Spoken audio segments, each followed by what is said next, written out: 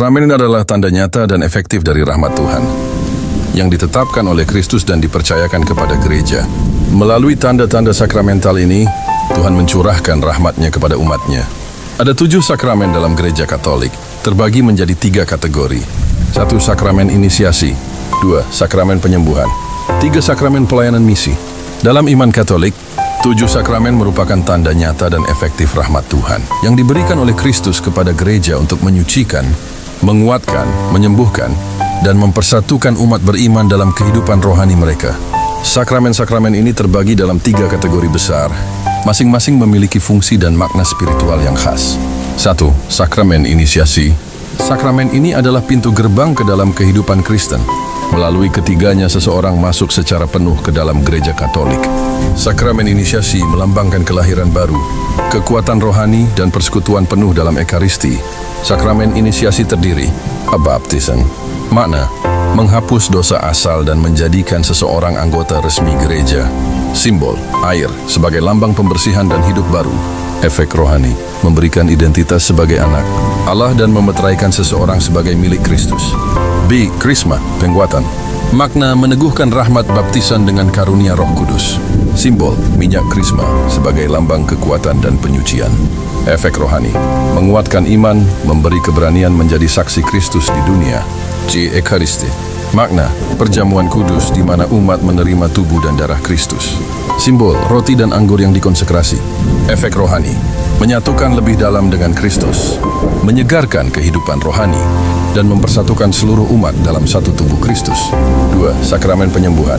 Sakramen ini merupakan saluran kasih, penyembuhan dan pengampunan dari Tuhan, diperuntukkan bagi pemulihan tubuh dan jiwa, terutama saat mengalami penderitaan, sakit, atau keterpisahan karena dosa. Sakramen penyembuhan terdiri A. Tobat, pengakuan dosa. Makna, pengampunan dosa melalui pengakuan dan pertobatan yang tulus. Simbol, tindakan penyesalan, pengakuan absolusi.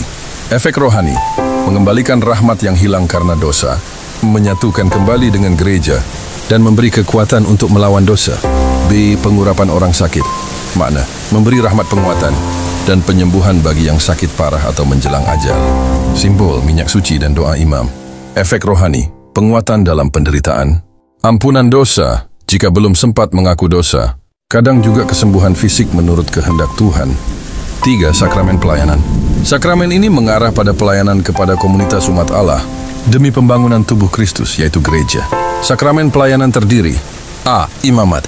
Makna mewakili Kristus dalam memimpin umat, mengajar, dan menguduskan melalui sakramen. Simbol, penumpangan tangan dan doa tahbisan oleh uskup. Efek rohani, memberi kuasa spiritual dan rahmat, khusus untuk menjalankan pelayanan imamat seumur hidup. B. Perkawinan.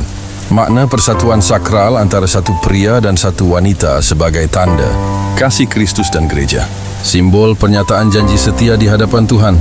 Efek rohani, memberi rahmat untuk membangun keluarga Kristen, membesarkan anak dalam iman, dan saling menguduskan dalam kasih suami istri. Kedua sakramen tersebut tidak hanya memperkaya pribadi yang menerimanya, tapi juga seluruh umat. Untuk 3 kategori besar sakramen ini, mencerminkan tahapan perjalanan rohani umat Katolik. 1. Inisiasi, dimulai sebagai anak Allah. 2. Penyembuhan, dirawat dan disembuhkan dalam kelemahan. 3. Pelayanan, dipanggil untuk melayani sesama. Dari 3 kategori sakramen tersebut berisi 7 sakramen. Ke-7 sakramen bukanlah sekedar ritual, tetapi merupakan tanda kehadiran nyata Yesus Kristus dalam hidup umatnya, membimbing, menyembuhkan, dan menyelamatkan hingga akhir zaman. Kesimpulan, 7 sakramen bukan hanya seremonial simbolik, melainkan tanda nyata kasih Allah yang bekerja dalam hidup kita. Melalui sakramen, kita mengalami kehadiran Tuhan dalam semua aspek kehidupan.